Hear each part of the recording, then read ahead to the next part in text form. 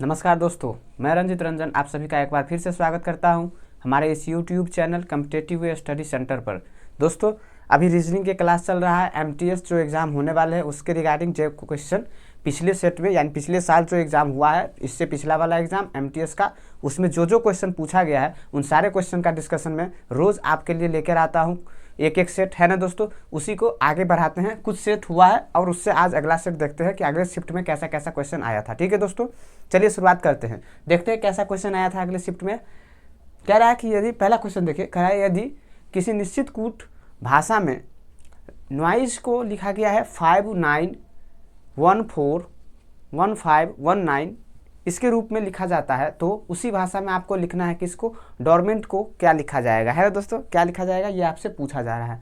Noise को लिखा हुआ है और आपको डोरमेंट को बताना है कि कैसे लिखा जाएगा। ठीक है, देखिए तो क्या आएगा, देख लीजिए। कुछ नहीं है क्वेश्चन, देखिए क्या कहा, नॉइज है लिखा हुआ NOISE, इसको क्या लिख दिया गया है 59141519 59141519 यही लिखा गया है। ठीक है, 14519 ओह सॉरी, ठीक है ये लिख दिया गया है।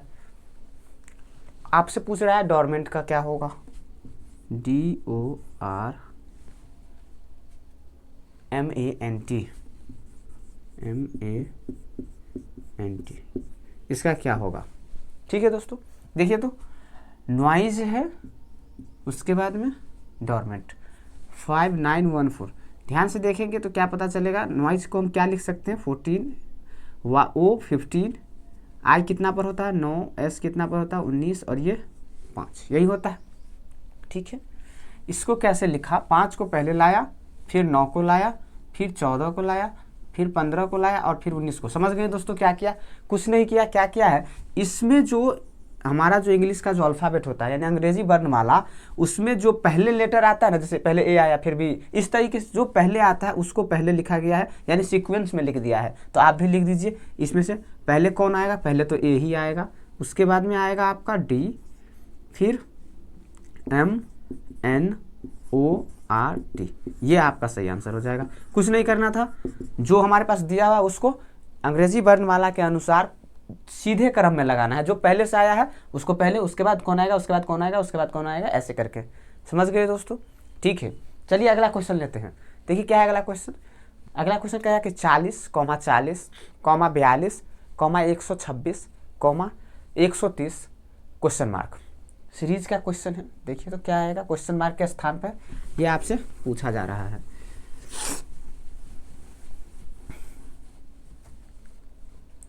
40, 42, 126, 130, 40, उसके बाद में क्या था 42, 42, 126, उसके बाद में 130, फिर क्वेश्चन मार्क 130 क्वेश्चन मार्क। देखिए तो दोस्तों क्या आएगा, 40 के बाद क्या किया, 40 ही है तो ये कैसे आएगा, ये तो सिंपल सी बात है, सिर्फ और सिर्फ ये मल्टीप्लाई से आएगा, वो भी किससे 1 से आएगा, है ना। उसके बाद में फिर 42 यानी प्लस का 2, यहाँ से फिर बड़ा नंबर है। तो हमने बताया आपको सीरीज में, पिछले क्लास में जाके देखिए कि जो हमारे पास बड़ा नंबर एक है, एक छोटा से अगर बड़ा आ गया तो वो दो तरीके से आएगा, या तो स्क्वायर करके मल्टीप्लिकेशन में या सिंपल मल्टीप्लिकेशन में। तो यहाँ पर देख रहे हैं तो सिंपल मल्टीप्लिकेशन लग रहा है, 3 से मल्टीप्लाई किया तो आ गया। फिर यहाँ देखिए तो प्लस का 4, यानी कि क्या करना पड़ेगा, पहली बार 1 से मल्टीप्लाई 2 जोड़े, 3 से मल्टीप्लाई 4 जोड़े, तो अब हमें 5 से मल्टीप्लाई करना पड़ेगा। समझ गए दोस्तों, और 5 से करेंगे 130 को तो कितना होगा 650, और यही इस क्वेश्चन का सही आंसर है। इसी सीरीज में भी कुछ नहीं किया था, इस सीरीज में सीक्वेंस में 1 2 3 4 5, लेकिन पहली बार मल्टीप्लाई, दूसरी बार प्लस, फिर मल्टीप्लाई, फिर प्लस, फिर मल्टीप्लाई, फिर प्लस, ऐसे करके है। ठीक है, चलिए अगला क्वेश्चन देखते हैं क्या कह रहा है।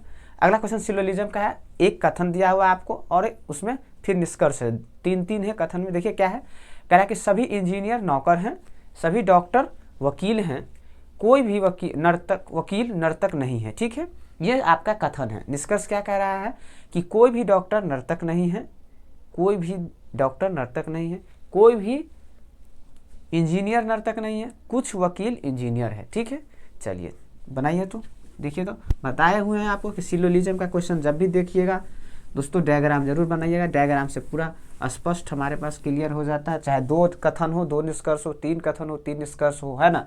तो देखते हैं इसमें कह रहा है पहला कथन कि सभी इंजीनियर नौकर है। ठीक है, सभी इंजीनियर क्या है, नौकर है। उसके बाद सभी डॉक्टर वकील हैं। सभी डॉक्टर भी क्या है, वकील हैं।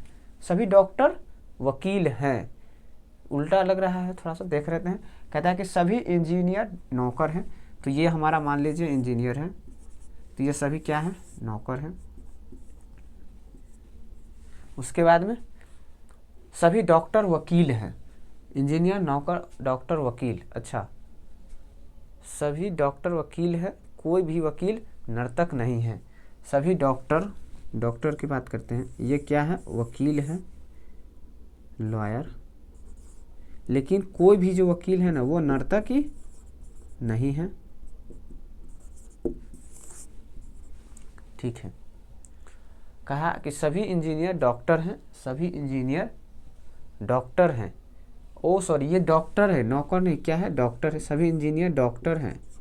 उसके बाद नेक्स्ट कहा सभी डॉक्टर वकील हैं। ये जो है सॉरी इसको देखिए, ये क्या है, वकील है। ठीक है, यानी लॉयर। उसके बाद में कोई भी वकील नर्तक नहीं है, ऐसे बनेगा डायग्राम, कोई भी वकील नर्तकी नहीं है। ठीक है, हमारा निष्कर्ष क्या है, कोई भी डॉक्टर नर्तकी नहीं है। जैसे वकील नहीं है और ये सब इनके अंदर है, तो उस सब में से कोई नहीं होगा, तो ये भी सही स्टेटमेंट है कि नहीं होगा कोई डॉक्टर नर्तकी, क्योंकि वकील ही नहीं है और ये वकील के अंदर है। दूसरा निष्कर्ष क्या कह रहा है, कोई भी इंजीनियर नर्तक नहीं है, सेम बात कह रहा है। दूसरा स्टेटमेंट भी हमारा कि कोई भी इंजीनियर नर्तकी नहीं होगा, क्योंकि नर्तकी का हमारा इससे डायरेक्ट सम रिलेशन भी नहीं है, प्लस ये वकील के अंदर है और वकील तो कोई नर्तकी है ही नहीं, है ना। अगला, कुछ वकील इंजीनियर है, कुछ वकील इंजीनियर है, ये हमारा वकील है, लॉयर, और ये कह रहा है इंजीनियर कुछ है, बिल्कुल इतना वाला पार्ट जो है वो उनका है। तो इसका मतलब तीनों स्टेटमेंट सही हो गया, है ना दोस्तों। तो इसका क्या आंसर होगा, सभी। समझ गए कि सभी स्टेटमेंट क्या कह रहा है, तर्कसंगत है या उसको क्या करता है, अनुसरण कर रहा है। समझ गए दोस्तों। चलिए अगला क्वेश्चन देखते हैं क्या कह रहा है। अगला क्वेश्चन कह रहा है कि YKS, VHP, SEM, question mark, उसके बाद लास्ट में क्या है, MYG। समझ गए दोस्तों। ठीक है, देखिए तो क्या आएगा। ये भी एक सीरीज का ही टाइप है, इसमें लेटर को क्या कर रहा है, सीरीज में रखा है। नंबर्स को भी रखा जाता है, इससे पहले नंबर वाला था 40-40 वाला। अभी देखिए तो क्या है, YKS VHP, YKS VHP, उसके बाद में SEM question mark, SEM question mark, और फिर आपसे है MYG। बताइए क्या होगा, क्वेश्चन मार्क की जगह पे क्या होगा, ये आपको बताना है। देखिए यहाँ पे क्या है, 25, और यहाँ पे 22, यहाँ पे 19। तो ये तो एक बात स्पष्ट है कि 25 से 22 हो गया यानी -3, 19 हो गया तो -3। तो अब अगला हमारा -3 होगा तो 16 पर क्या आएगा, P। ठीक है, उसके बाद में देखते हैं 16, 13 सही है, -3 यानी ये ठीक है। K से हमारा आज आ गया, यानी कि 11 से 3 हो गया 8, 8 से फिर 5। अच्छा, इसका मतलब क्या हुआ कि सब में 3 का माइनस कर रहा है, इसमें भी 3, -3, तो 5 में से 3 गया तो 2, यानी कि B। फिर S 19 से 16 आ गए, फिर 13 आ गए, 13 से आएंगे तो 10 पे क्या होगा, J। तो हमारा आंसर क्या हो जाएगा, PBJ। समझ गए दोस्तों। कुछ करना नहीं है, कुछ इसमें करना नहीं था। बेसिकली सभी लेटर्स को क्या किया है, सारे लेटर्स को जितना जो दिया हुआ था सब में से -3 करके आगे बढ़ रहा था। ठीक है, तो हमने भी क्या किया, सारे नंबर्स को यहाँ जो SEM था उसमें से -3 कर दिए, तो PBJ आ गया। समझ में आया होगा। ठीक है, चलिए अगला क्वेश्चन लेते हैं, देखते हैं क्या क्वेश्चन है जी। थोड़ा सा बड़ा क्वेश्चन है, रुकिए। कह रहा है कि 5 वस्तुएं ABCDE है जिनके वजन अलग अलग है, भिन्न भिन्न है। B का वजन E से 2 गुना है, C का वजन A से 3 गुना है, D का वजन C से 4 गुना है, B का वजन D से आधा है। तो इन सब में किसका वजन सबसे कम है, सबसे कम पूछा है, या सॉरी सबसे ज़्यादा, इस सब में सबसे ज़्यादा किसका, ये आपसे पूछा गया है। ठीक है, ध्यान से देखिएगा क्वेश्चन को, ऐसा क्वेश्चन पूछा जा रहा है अभी, सीटिंग अरेंजमेंट का क्वेश्चन है, जिसमें कभी कभी गोल मेज पे बैठाता है, कभी कुछ इसमें वजन से ले लिया है, ठीक है। देखिए कह रहा है कि बी का वजन जो है ई से 2 गुना है। इसका मतलब क्या हुआ, इसमें 2 गुना 3 गुना से सिर्फ एक ही बात आपको ध्यान रखना है, क्या कि वो कौन ज़्यादा है, क्योंकि ज़्यादा से हमें मतलब है। तो बी का वजन ई से 2 गुना है, यानी बी बड़ा है, तो हम लिख लेते हैं यहाँ पे बी बड़ा है ई से, ऐसे लिख लेंगे, ठीक है, वजन में बात ज़्यादा है। बी का वजन ई से 2 गुना है। उसके बाद में सी का वजन ए से 3 गुना है, सी का वजन ए से 3 गुना है। फिर क्या कहा, डी का वजन सी से 4 गुना है, सी से 4 गुना है, यानी कि सी से बड़ा होगा डी, होगा कि नहीं, वजन में ज़्यादा होगा। उसके बाद बी का वजन डी से आधा है। अब ध्यान से देखिए, डी से आधा है बी, इसका मतलब डी से छोटा ही हुआ कि नहीं, वजन में कम हुआ, तो यहाँ पे बी और यहाँ पे ई।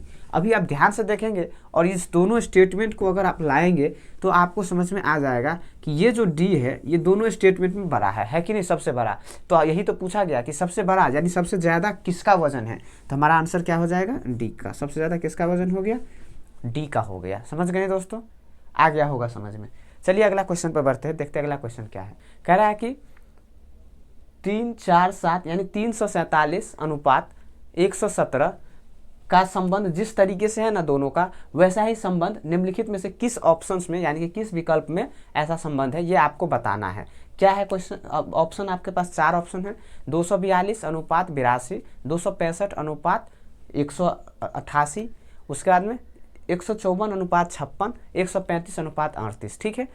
एक क्वेश्चन था, उसके 4 ऑप्शन है कि 347 अनुपात 117 में जो रिलेशन है ना उन दोनों का संबंध, वो किस ऑप्शन में ऐसा ही संबंध है, ठीक है, ये आपको बताना है। देखिए तो बनाइए तो क्या होगा,